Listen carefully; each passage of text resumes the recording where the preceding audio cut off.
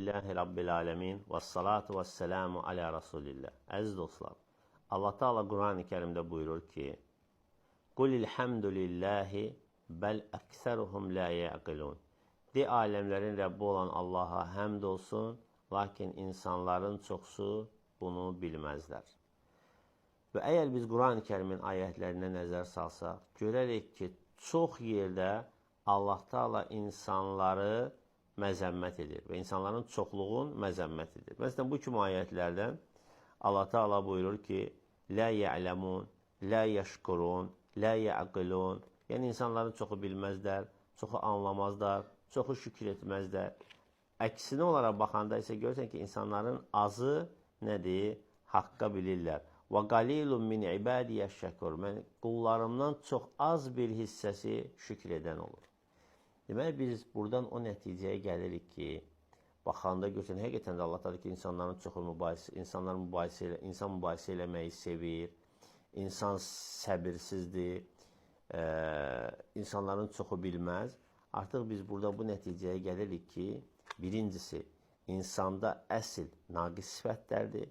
Çünki Allah Teala həmişə insanı zəlalətdə vəsf edir və sonra bu ki, illəl-ləzinə əmənu və amilus salihət.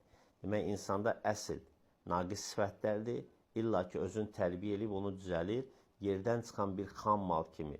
Yerdən xam mal çıxır, dəyərsiz bir şeydir. O, emal olunub, dəyərli bir hala gətirilir. İnsan da belədir.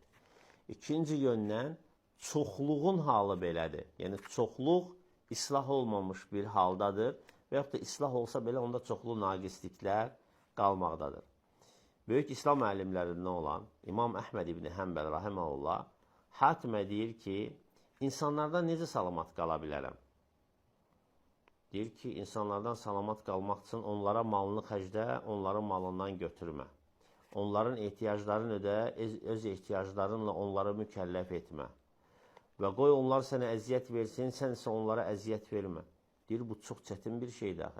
Deyir, hələ bununla şükür elə ki, salamat qalasan onlardan. Təsəvvür eləyin. Ona görə insanlara bel bağlamaq lazım deyil. Onlardan yaxşılıq gözləmək lazım deyil. Nə eləyirsənsə Allah üçün elə. Bizdə misal da var. Deyirik, balığı at dəryaya, balıq da bilməsə xaliq biləcək. Bəli, insanları neysə eləyəndə gözləmə ki, onlardan sənə neysə də gələcək. Əksinə, bu gözləniş, bu ümidvarlıq səni ümidsizliklə nəticələndirə bilər. Çünki insanlardan bu şey gözlənilməz. Bu şey Allahdan gözlənilməlidir. Və Allahdan gözlənilən isə daha uğurlu, daha bərəkətli və daha sürəkli olandır. Elhamdülillahi Rabbil alemin.